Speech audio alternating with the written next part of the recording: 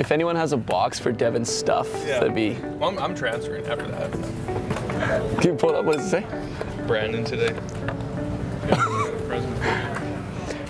My name is Brandon Moar. I'm the team lead and pod leader of the US East region, ABL.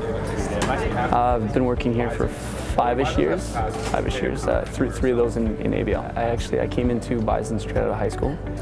I applied and I in the warehouse, got in as a part-time lumper, just kind of unloading trailers, sweeping docks, doing packages and stuff like that. Any miscellaneous things to get my hands on. That then turned into kind of full-time in shipping.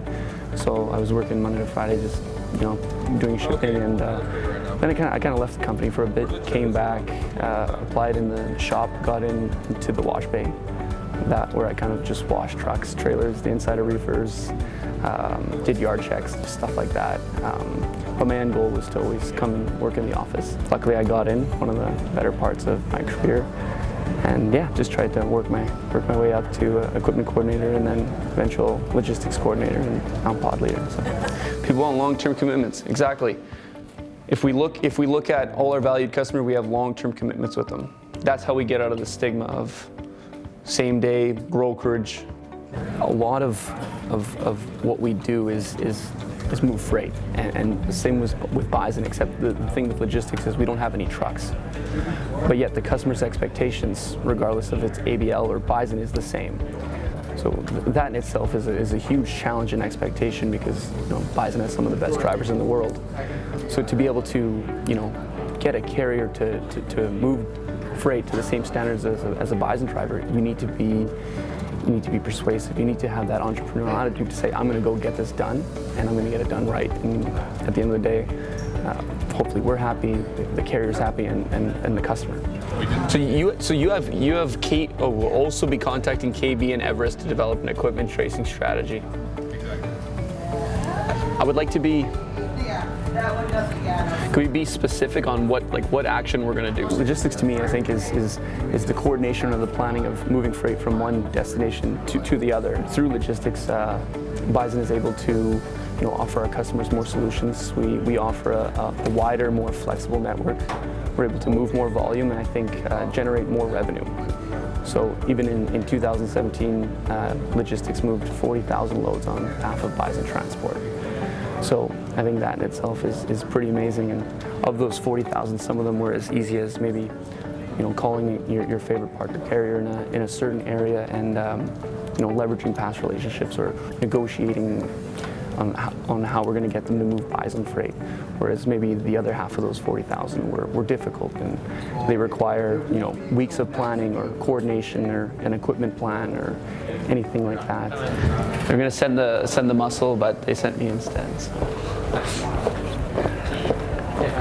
You come in to the day and you're looking at different areas of the business because logistics requires a lot. So there's equipment management, managing our trailers and the carrier's trailers. Then there's tracking and tracing, providing updates to our customers where their freight is and making sure that we're holding the carriers accountable to execution.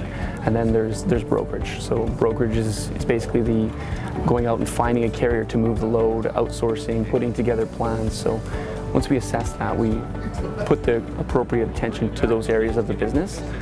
And then after that, we constantly stay in touch with the planning folks to determine how we're going to best service our customers' freight for that day and even that week.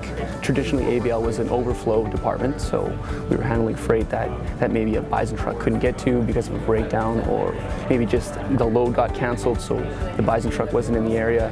And then we throw it on to ABL, say, hey, can you recover it? Can you, fix the situation? But now I think ABL is transitioning into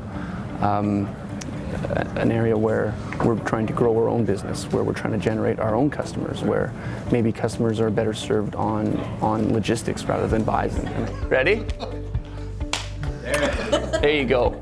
That'll be the only one I'll ever give them too. Slow motion. Even when I think back to my progression in my career here at Bison, it was the people along the way that pushed me and motivated me to better myself, not only at work but outside of work as well.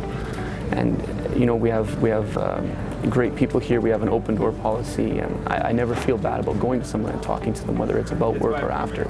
They always make time for me and make me feel appreciated and valued. So I think that probably ties into the culture, and we have a badminton net over there that I always see people playing at and bonding and building relationships, and we have activities at lunch, and I've grown close to people that I've worked with, and they're now my friends, right? And even people that I've left here, I've stayed close with, and the fact that the culture and the people are the same no matter what building you're in, the warehouse, the shop, or the office.